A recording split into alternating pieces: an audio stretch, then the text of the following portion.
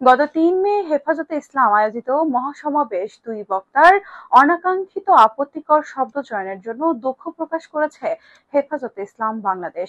সংগঠনটি জানিয়েছে, কোনো আপত্তিকর শব্দ হেফাজত সমর্থন করে না।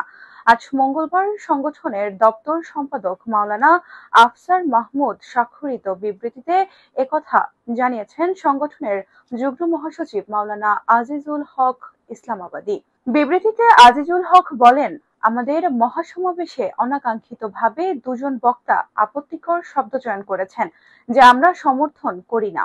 কেউ এতে আহত হলে তাদের প্রতিও আমরা আন্তরিকভাবে দুঃখ প্রকাশ করছি। তিনি বলেন, একই সঙ্গে সেকুলার প্রগতিশীল ঘরানার যারা এতকাল আলেম ওলামাদের বিদ্বেষমূলকভাবে জঙ্গি, মৌলবাদী, ধর্ম ব্যবসায়ী ও সাম্প্রদায়িক বলে কটাক্ষ করে এসেছেন, তাদেরও আমরা এ ধরনের আপত্তিকর শব্দচয়ন থেকে বিরত থাকার আহ্বান জানাই।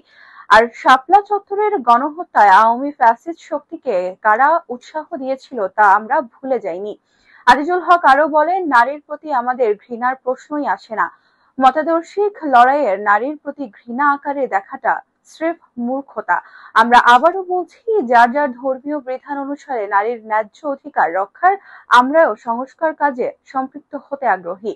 কিন্তু শুরুতেই আলেম ওলামা ও অন্যান্য ধর্মীয় বিশেষজ্ঞ বাদে একদল এনজিওবাজ নারীবিদকে নিয়ে নারী বিষয়ক সংস্কার কমিশন গঠন করা হলো, যার ফলে এমন একচেটিয়া প্রতিবেদন তৈরি করা হয়েছে, যেখানে সেকুলার প্রগতিশীল নারী সমাজের স্বার্থ ও মতাদর্শ রক্ষিত হলেও ধর্মপ্রাণ বৃহত্তর নারী সমাজের ধর্মীয় চিন্তা ও বিবেচনা উপেক্ষিত হয়েছে। এই বৈষম্য মেনে নেওয়ার সুযোগ নেই।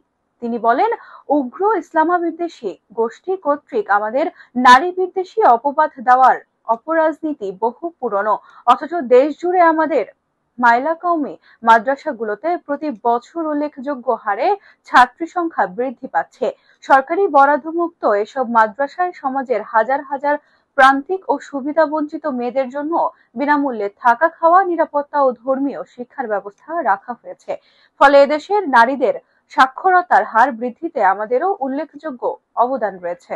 তবে কখনোই আলেম ওলামাদের সামাজিক অবদানের স্বীকৃতি দেওয়া হয় না জানিয়ে বিবৃতিতে আরো বলা হয়, আমাদের এই সামাজিক ভূমিকা ও ধর্মীয় অবস্থান আধুনিক অবস্থায় এদেশের নারীকে পণ্য বানানোর পশ্চিমা এজেন্ডা বাস্তবায়নের অন্তরায় বলেই সাম্রাজ্যবাদী গোষ্ঠী আমাদের বিরুদ্ধে একদল উগ্র নারীবাদীকে লেলিয়ে দিয়ে বলে আমরা মনে করি।